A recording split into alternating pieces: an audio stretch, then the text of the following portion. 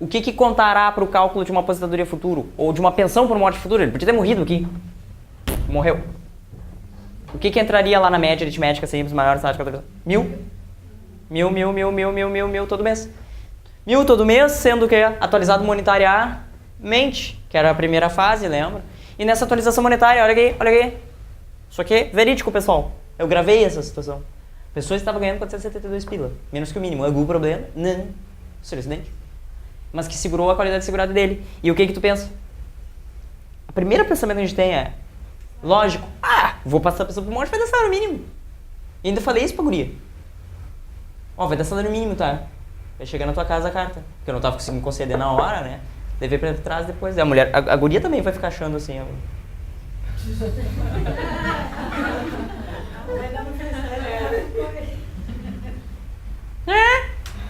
Tava esperando 678, veio 1.200. Ainda vai voltar lá pra dizer que ela vai tomar o mesmo susto que eu, dependendo. Porque o cara disse pra ela, não, vai dar salário mínimo. Não, eu acho que é isso, porque o pai ganhava menos que isso. E viu? Foda os atendentes que fazem atendimento errado, né? Foda.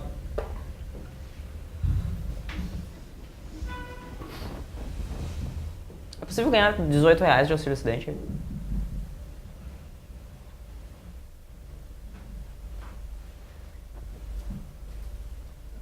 A pergunta.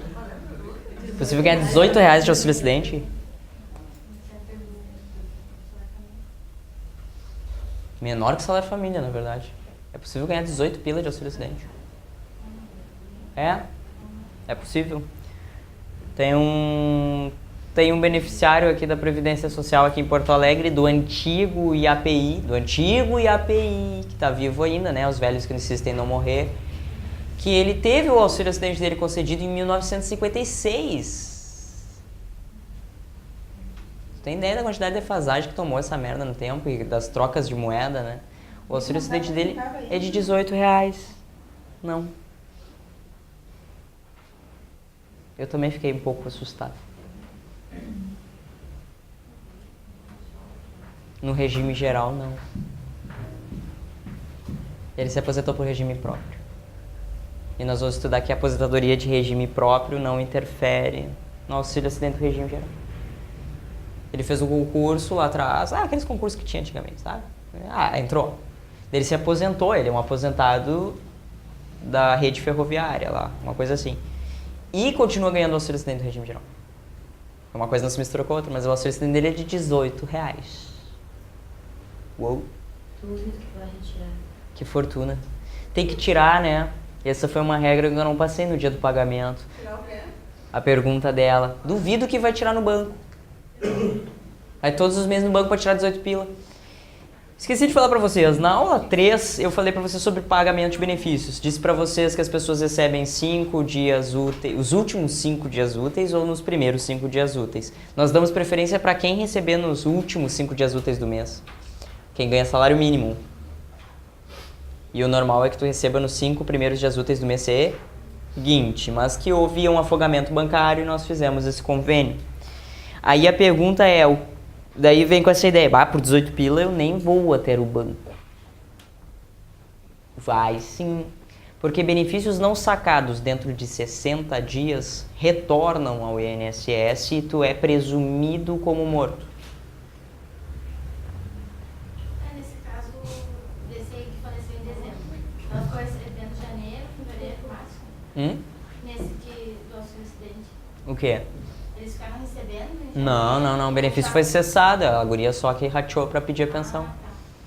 Aí como ela rateou pra pedir a pensão, e ela tinha quantos anos? 17. O que aconteceu? A data do início do pagamento foi fixada na data de entrada de requerimento, porque já fazia mais de 30 dias. Mas o benefício já estava cessado, ninguém sacou. Lembre-se, pessoal, que depois do censo de 2002, 2003, que é ocorrido no INSS, nós melhoramos o nosso sistema de integração de óbitos, né? Então hoje, em princípio, tu vai no cartório para registrar a morte de alguém, o próprio cartório já informa ao INSS. E o benefício ele é cessado por óbito. Então dificilmente tu consegue fazer o saque seguinte. Porque assim, ó, se não fosse o cartório, pessoal, é 1 a cada 30 mortes que alguém se digna a ir ao INSS munido de certidão de óbito para fazer cessar. 1 a cada 30 mortes. E quando a pessoa vai e diz assim, olha, eu quero informar um óbito, tu já sabe que vai vir golpe. A pessoa vem informar óbito. Não, isso não é normal, isso não é de Deus. Mas o que a pessoa está indo atrás buscar no fundo, Não. Geralmente, quando vão lá e informam um óbito, a pessoa não tem pensionista. Não deixou nenhum dependente, entendeu? Por que as pessoas vão lá me encher o saco? Elas vão lá informar o óbito para perguntar se ainda existe o auxílio funeral. Clássico. Quando a pessoa diz, vim informar o óbito, eu já olho para ela e digo assim, tu vai me fazer uma pergunta e a resposta é não. Ela, como assim? Como é que tu sabe que eu ia te fazer uma pergunta? A resposta é não, mas faça a pergunta em voz alta, vamos ver se eu adivinhei. Tem auxílio funeral? Não. Acertei.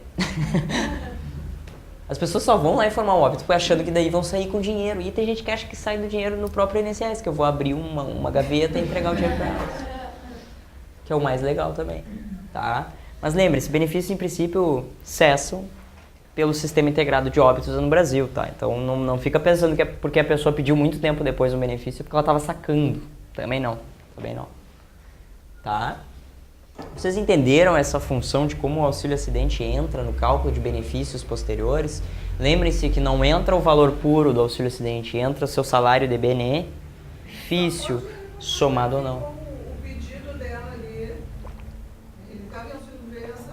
Ele estava auxílio acidente?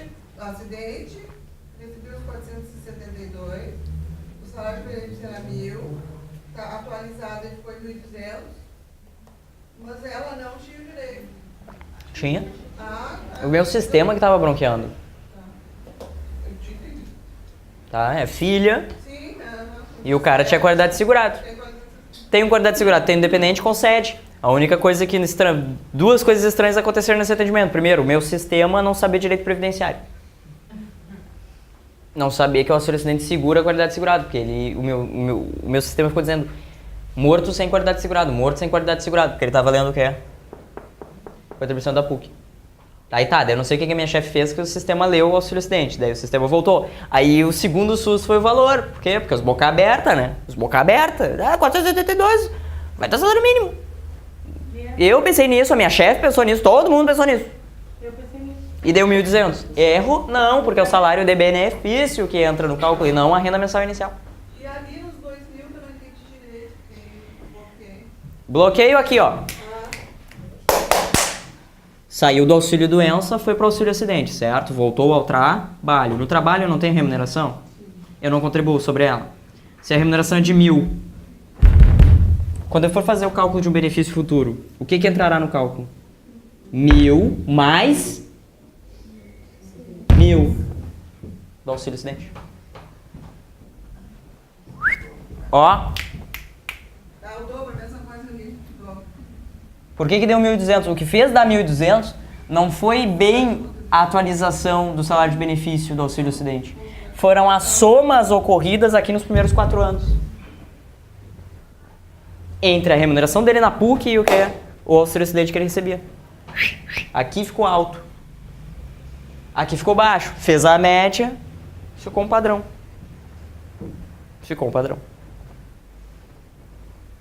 Tá, isso aí eu nunca mais vou ficar falando para as pessoas que vai ganhar salário mínimo. Primeiro eu vou conceder. Bonitinho? Pessoal, a última dica aí do auxílio acidente, o que você já estudou é o seguinte: o auxílio acidente é vitalício e em princípio se acumula com qualquer benefício. Não vai ser acumulado com o quê? Auxílio doença da mesma origem. E ele vai cessar quando? Vai cessar quando a pessoa se aposentar. Vai cessar quando a pessoa se aposentar ou quando ela morrer. Porque as coisas um dia acabam. Existe uma prescrição na Lei 8.213 que é bom que tu guarde. Em princípio, não será devido ao auxílio acidente em razão de perda de audição do trabalhador. não será devido ao auxílio-acidente em razão de perda de audição do trabalhador. É o que está no penúltimo parágrafo da folha da página 64. A perda de audição em qualquer grau somente proporcionará a concessão do auxílio-acidente quando, além do reconhecimento do nexo entre o trabalho e o agravo, resultar comprovadamente em redução ou perda da capacidade para o trabalho que o segurado habitualmente exercia. O que isso significa? É possível que eu perca a audição no trabalho? Sim, por exemplo, mecânico de pista em aeroporto. Senhora, eles usam equipamento de proteção individual. Usa. Mas o equipamento faz o quê? Diminui a frequência do ruído. Diminui a frequência do ruído. Não que tu fique assim no silêncio. Diminui a frequência, certo? Então é o seguinte, pode acontecer de eu começar a perder a audição em razão do meu trabalho? Pode. Mas presta atenção, o mero fato de eu perder a audição em razão do meu trabalho não dará ensejo à concessão do auxílio-acidente. É isso que ele está dizendo. Eu, além do nexo, que daí tu pegou, nexo, é mecânico de pista, tá no ruído, ficou sem audição. Eu ainda tenho que fazer o quê? Comprovar que essa perda de audição vai gerar o quê? Incapacidade parcial para o meu trabalho. Dependendo, eu tô ficando surdo, tô ficando surdo, mas não, isso não está o quê? Atrapalhando a minha atividade. Pelo contrário, eu acho até que melhora, né? Tá ficando surdo, não tá ouvindo menos ruído. Então tu consegue até te concentrar mais. É isso que o perito vai pensar. Se ele pensar assim, não, melhorou a tua vida, se tu tá surdo. Porque mesmo que tu esqueça de botar o protetor auricular, tu não vai ouvir nada.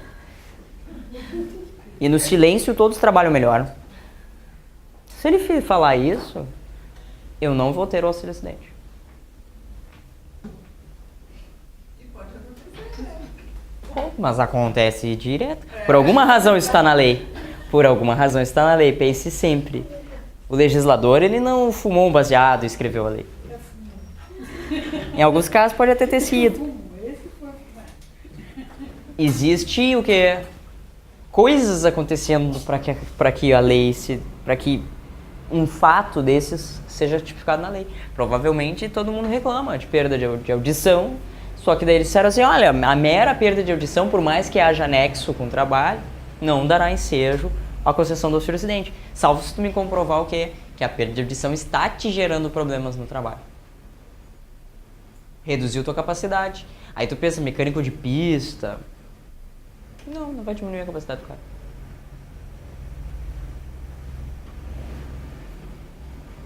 Sobrou quem? Quem é que perde a audição e, em razão da perda de audição, perde a capacidade para o trabalho? Matou. Telefonista. Só eles. A gente não se dá conta, pessoal, mas a pessoa que fala muito ao telefone vai ficando surda. E isso, telefone de linha. Existe uma frequência que pra gente é inaudível, né? Agora, pega um telefone e bota no ouvido de um cachorro. Já fez isso? Tem que ser telefone de linha. Faz pi, pi, pi. Bota no ouvido de um cachorro pra ver se o cachorro não sai correndo. Quer judiar do cachorro, faz isso. Pega teu telefone sem fio e chega perto do cachorro com ele ligado e bota no ouvido dele. Tu vai ver que ele vai ficar assustado e vai sair correndo, porque ele está escutando uma frequência que nós não escutamos. A pessoa que não sai do telefone, ela vai começar a perder o quê? Capacidade auditiva. Tem nexo? Tem nexo. Eu sou telefonista e estou perdendo a capacidade auditiva. Beleza. Isso vai diminuir a minha frequência, minha capacidade para o trabalho? Óbvio. Claro que o perito vai pensar assim, não, vai melhorar. Principalmente se tu trabalha em call center, as pessoas vão te xingar e tu não vai ouvir. E você viverá menos estressado. Lembre-se que o perito sempre tem o quê? Uma solução alternativa. Feito, pessoal.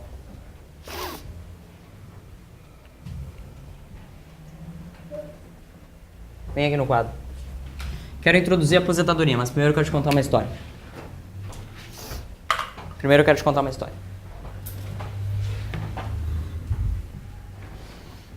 História número 1, história número 2. História número 1. Em 2011, morreu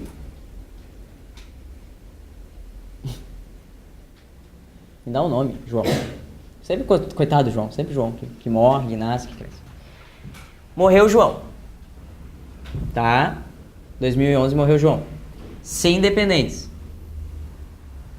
Sem dependentes. Por quê? Porque o filho dele já tinha 26 anos de idade, ok? Acontece que 3 dias depois da morte de João, o filho dele, muito triste, sofreu um acidente de carro e ficou tetraplégico.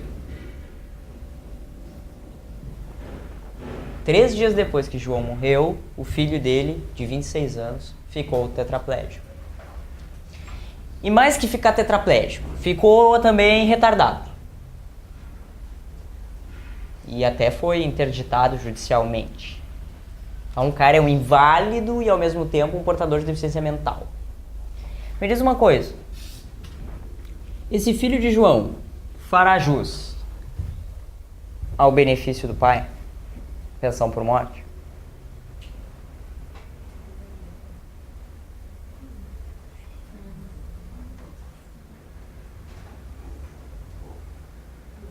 Sim ou não?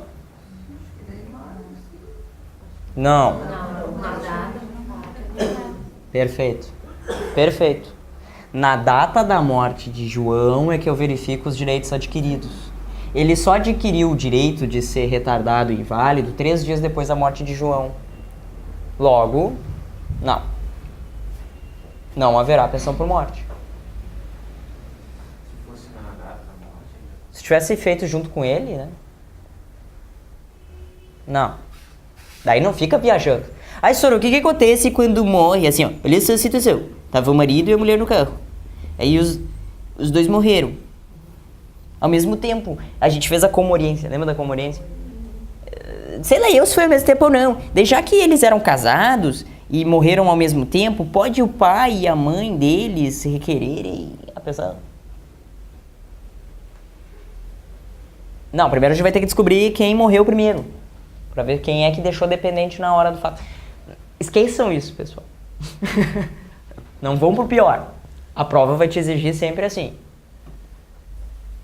Morreu João. E o filho dele se tornou inválido 3 dias depois. Tchau. Porque verifica o que estava acontecendo na data do óbito. Então o que eu tenho? Pessoas que ficam incapazes. Filhos que ficam incapazes ou inválidos após a morte dos pais, em princípio não estão amparados. Concorda comigo? Concorda comigo? Situação 2. Só um parênteses, no regime próprio é a mesma situação. Não vou falar sobre esse assunto. Pergunta, no regime próprio é a mesma situação? Não vamos tocar nesse assunto. Lembrem-se, regimes próprios no Brasil existem vários. Então eu não posso dar a resposta sem olhar o estatuto. 2. Lembre-se que tem estatutos, principalmente os militares, em que você, mesmo sendo filha maior e dando para um cara há 20 anos, mas não casando, tu ainda continua recebendo pensão. Dá para o cara, mas não casa. Vem. Morreu João. Morreu João em 2002. E ele tinha um filho em 2002 de 8 anos de idade. Tudo bem? Tá vendo o filho? O filho tem 2 pernas, 2 braços, 2 mãos, um tronco, cabeça e cérebro. Ele é perfeito. Aos olhos de Deus. Tudo bem? Ele vai ser pensionista do Joãozinho? Vai. Então vai ser pensionista. Ocorre que em 2009, esse nosso amigo ficou tetraplégico. E babão. E todo errado.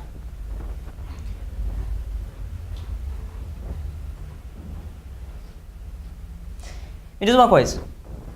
Com quantos anos o filho perde a pensão por morte? Mesmo estando estudando?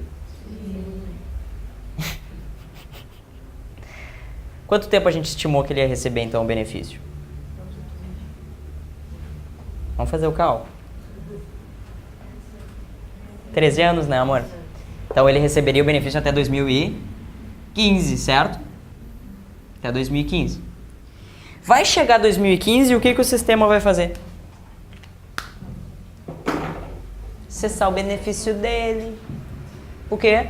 Porque o sistema, quando ele concedeu o benefício do João, do filho do João, João era uma criança saudável, sadia, esperta, inteligente e tinha 8 anos. Logo, o que o sistema lê? Hoje, aquela criança sadia, esperta, inteligente fez 21 anos.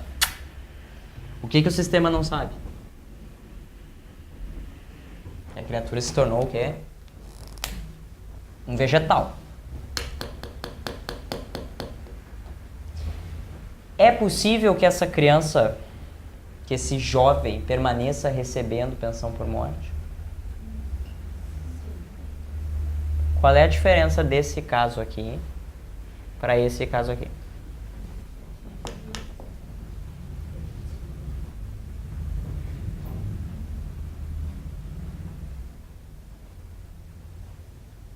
Era dependente como Antes de eu te dar a resposta, vem no caso 3. O 1 tu já entendeu bem, né? No 1 tu falou o quê? Não rolará benefício. Vem no caso 3. Morreu João em 2002. Deixou o quê? O filho de 8 anos. Tá? 8 anos. O filho de João fica tetraplégico e abobado em 2018.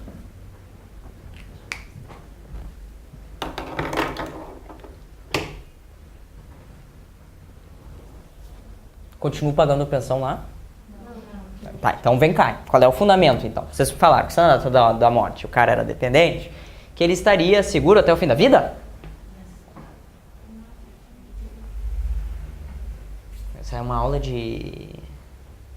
estilo Sócrates, né? Pense. Veja que a conclusão que tu chegou, não. Como o guri era dependente do João em 2002, fudeu, mas tá valendo. Bem, o filho do guri, o filho do João era dependente em 2002, mas ele ficou abobado depois de 2015. Qual é a diferença? É uma boa forma de você decorar para a prova. Gostei. Isso está na lei, pessoal. Decreto 3.048, artigo 115. Que se a invalidez ocorrer... Mas atenção, se a invalidez ocorrer ainda na minoridade, mesmo após o óbito do segurado instituidor, o benefício será o quê? Mantido. Se a invalidez ocorrer ainda o quê? Na minoridade, o benefício será mantido, mesmo após o óbito ainda na minoridade. Aqui era depois do óbito, cagou tudo. O cara nem era dependente mais, porque já tinha mais de 21 anos. E lá, pessoal? Maioridade. A diferença entre o 2 e o 3 é a maioridade. Mas tu pode gravar como para a prova. Se ele ainda estava recebendo a pensão por morte quando aconteceu o acidente, a pensão por morte se mantém. Grava assim. Grava assim que tu não te perde. Que doido, né? Aqui eu vou estender a cobertura. Lá, a cobertura já acabou. Aqui eu estendo. Quando chegar 2015 eu continuo. Por quê? Porque ele é inválido. Lá, chegou 2015, não aconteceu nada, tchau. Só precisa ser informado quando estiver para encerrar. Quando estiver para encerrar. Quando estiver para encerrar o benefício, por quê? Porque o sistema está te dando saudável, né? Quando estiver para encerrar o benefício, o que tu faz? Requer uma perícia médica, né? A realização de uma perícia médica, para que o médico altere os dados do benefício, te transformando em menor inválido ou PDI, PDM, lembra? Portador de deficiência mental, intelectual, assim, declarado, judicial, mente. Bonitinho? Agora que eu falei disso e fiquei com a consciência tranquila, porque vai cair na prova, vamos estudar a matéria mais fácil de todas? Hoje a aula é relaxante. A aula de hoje é sobre aposentadorias. Onde é que está a dificuldade da aposentadoria? A dificuldade da aposentadoria, meus amores, é você diferenciar tempo de contribuição de tempo de serviço. Tem diferença? Tem diferença TC e TS? Tem. Na verdade, eu não faço mais essa nomenclatura. Paga aqui. TC com C e TC sem C. É assim que tu vai pensar. TC com C e TC sem C. Tempo de contribuição com contribuição e tempo de contribuição sem contribuição. TC com C, TC sem C. Ambos serão contados o que é para a tua aposentadoria. Quais são as aposentadorias que nós vamos estudar agora? Por idade, por tempo de contribuição e a especial. Qual é a carência mínima exigida? Quanto? 180 contribuições. O que tu vai pensar daqui pra frente, meus amores? Que 180 contribuições são 180 contribuições. Não caia na ladainha de pensar que 180 contribuições são 15 anos.